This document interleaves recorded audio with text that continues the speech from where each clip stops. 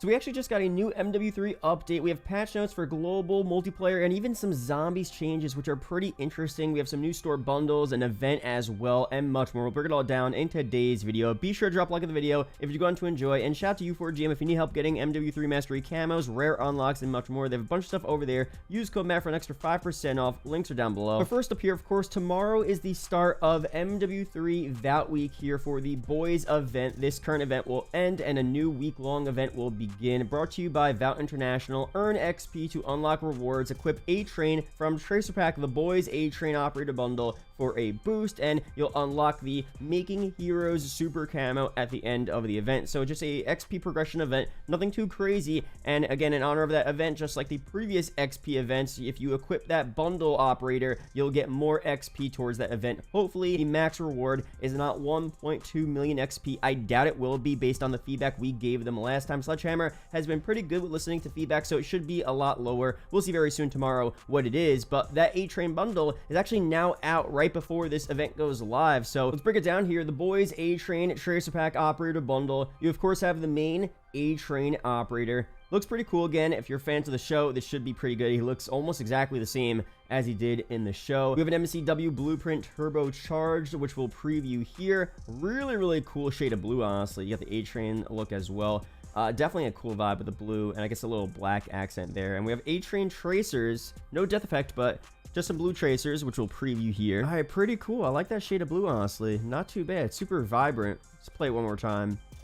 Alright, solid stuff there. WSP Swarm Blueprint as well with the same tracers, same type of camo look as well. We have a finishing move, fastest man in the world. Okay, again, I want to preview them, but it is what it is. Loading screen, weapon sticker, emblem, calling card, weapon charm. So let me know down below if you'll be getting this one here for 2,400 COD points. Again, equip this A-Train operator to get extra XP towards that event beginning tomorrow. And now we also got a surprise set of patch notes here for MW3. Some pretty interesting global changes, MP and zombies updates as well. Timestamps down below to skip around, but first here for global, customization, operator skins, and blueprints that are not actively available in the store can now be purchased directly via the armory. This, of course, does not include limited time, upcoming, or discounted items. I like how they say upcoming. So, of course, you can't buy upcoming bundles early. Although, if you guys remember that glitch from early in Season 1, or maybe it was right before Season 1, people were able to buy pretty much all of the upcoming MW3 bundles early. That Dark Ether operator, so many bundles. That, of course, was just a glitch, but they were able to do that via the armory. So, that's why they're specifying here that, yeah, you could buy any bundle skin you want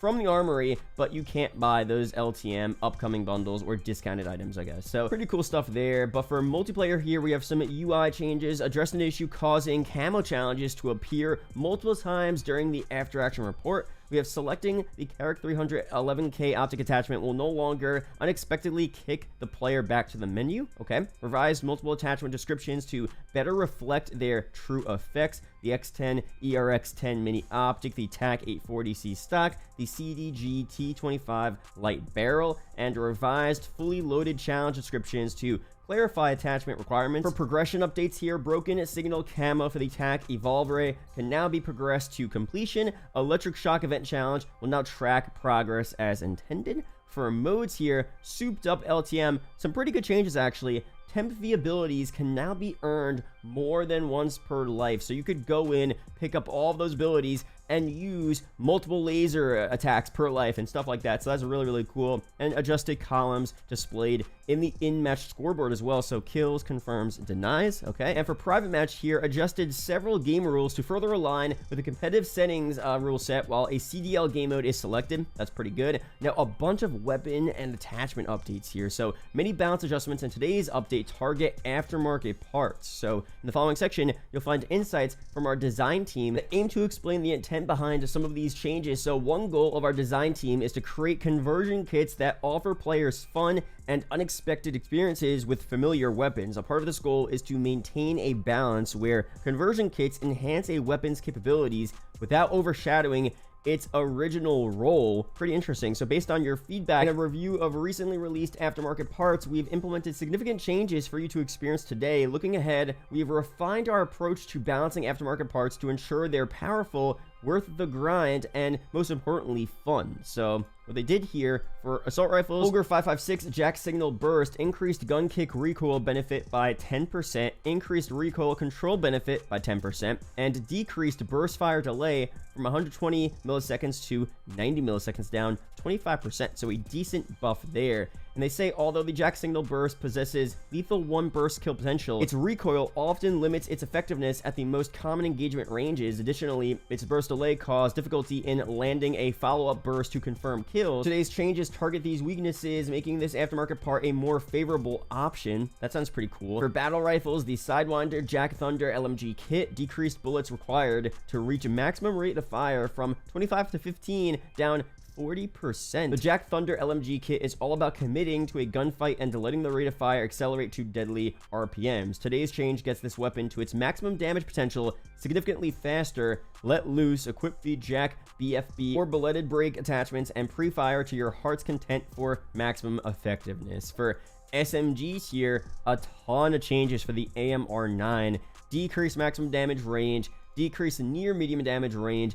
decrease medium damage range, increase headshot damage multiplier, decrease lower torso damage multiplier, decrease lower arm multiplier, decrease hand damage multiplier, increase upper leg damage multiplier, increase lower leg damage multiplier. Just a lot of nerfs and buffs across the board here. For the Jack Eaton double barrel kit here, overhauled firing mechanism to simultaneously fire 2 bullets per shot, and added locational damage multiplier. So these are all the changes here. Pretty cool. Decreased aim down sight spread by 75% and decreased hip fire spread penalty by 50%. So upon release in week 6, the Jack Eaton double barrel kit did not function as designed. With this update, this conversion kit has been reworked to truly fire 2 bullets at once. It is no longer a 2-round burst, noticeably improving its time to kill. Additionally, we've significantly reduced the aim down sight spread and recoil of this conversion kit, allowing better control in close mid-range engagements where the Eaton is intended to shine. And they give a loadout recommendation here, so if you guys want to check this out, that's what it is there.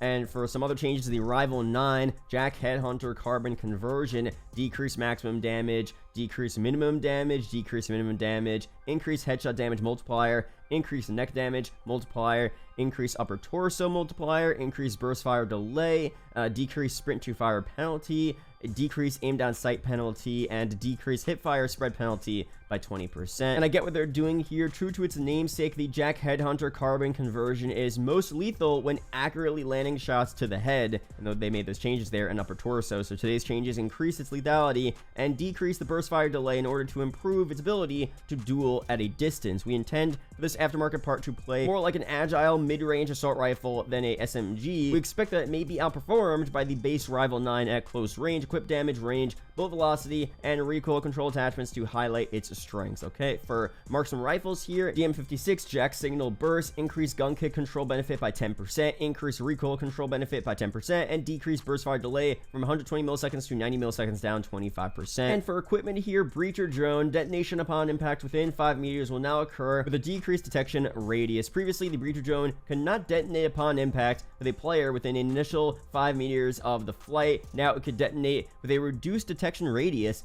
within this range, addressing reports of the drone passing through enemies. That's pretty cool. Functionality beyond 5 meters remains unchanged. Okay, for zombies here, a couple pretty interesting changes. So Warlord randomization. So Dokubi's week-long spotlight has ended, and now a random Warlord will be selected at the start of each match, which is kind of interesting. Players can view which Warlord is active via the TAC map, plan accordingly. Players can also progress the Act 4 story mission, Storm the Castle, by eliminating any Warlord when the mission is active. So any Warlord that's available will count for that mission. And Dokubi here, players will no longer be able to eliminate Dokubi in one shot with multiple weapons. Now, this is one where I understand why they did it, but this is a common recurring theme within zombies right now. Treyarch has done an okay job with MW3 Zombies, giving us content, and a lot of people are enjoying the mode, but what they've done, which is kind of unfortunate, and a lot of recent updates, and here is another one, they continue to nerf certain aspects of zombies where it's just not needed. I think right now Dokubi is fine, and even though you're able to eliminate her super quickly, you should be able to, because the rewards you're getting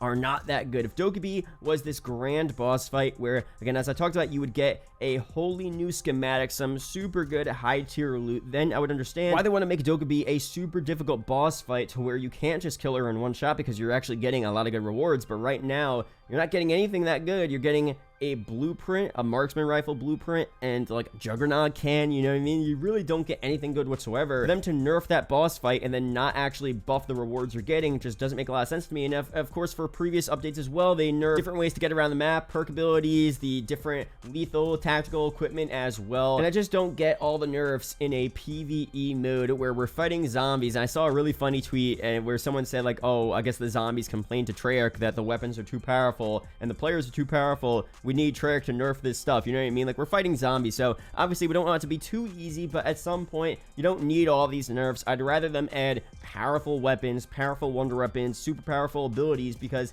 at the end of the day, we're fighting zombies, and there's no real need to, you know, balance so everything's perfect. I would rather them buff more stuff than nerf stuff, pretty much. But let me know down below your opinions on this here. This one isn't a big deal, but it just wasn't needed. So, as always, I'll go through all the new updates here for MW3, multiplayer, Warzone, and Zombies. So be sure to subscribe, stay tuned for all that stuff. Shout out to the YouTube channel members as always, and I'll see you guys in the next video or live stream. Peace out, guys.